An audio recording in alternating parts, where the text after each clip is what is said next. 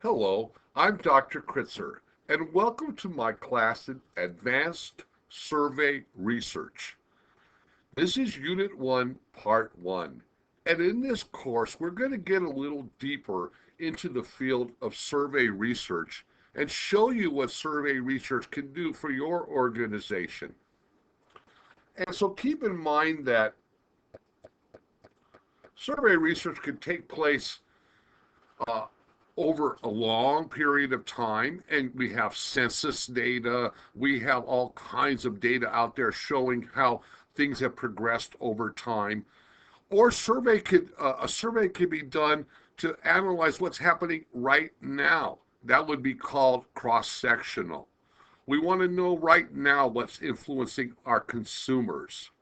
We also want to have an historical idea of what influences our business. And that's why surveys can take place longitudinally or cross-sectionally. And we want to make sure that the unit of analysis is consistent. In other words, are we analyzing individuals or organizations? Are we analyzing groups? What are we analyzing? Are we analyzing attitudes, behaviors? Are we assessing people's knowledge? What's the purpose of our survey? Are we trying to figure out why people's beliefs influence or how they influence their purchasing or their consuming? We want to see how attitudes have changed over time. In the news today, there are controversial issues, perhaps one regarding gay marriage, another one might be regarding the legalization of marijuana, and those issues and people's attitudes on those issues have changed over time, as an example.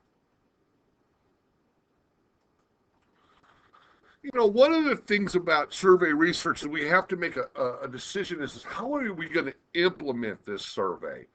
Yeah, sometimes companies go through large expense to have mailings done, but mailings don't always get the job done. People don't always even open the envelope. Sometimes they'll open it up and it looks like it's too much work. They'll discard it. So mailings can have a lower rate of return and require a larger sample. They can be expensive.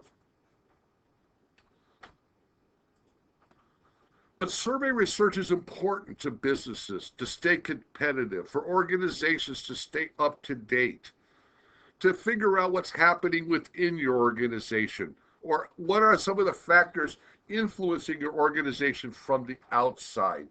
And we have a lot of tools available today through computer technology to assess people's attitudes and to use that information in our business.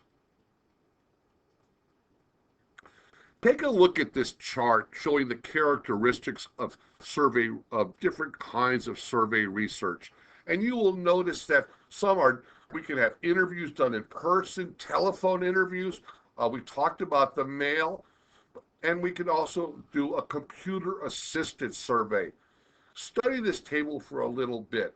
I think you're going to find out that the easiest and the simplest and the most economical way to implement a survey would be the one with this area called computer assisted.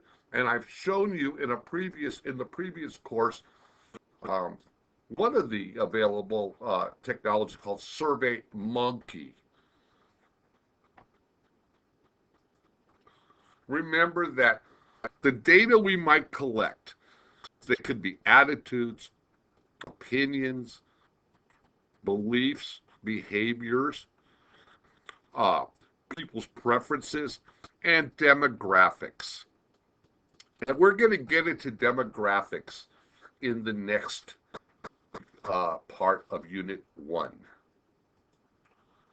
And finally, here are some examples of some surveys that have been done by various organizations that you can look at in your spare time.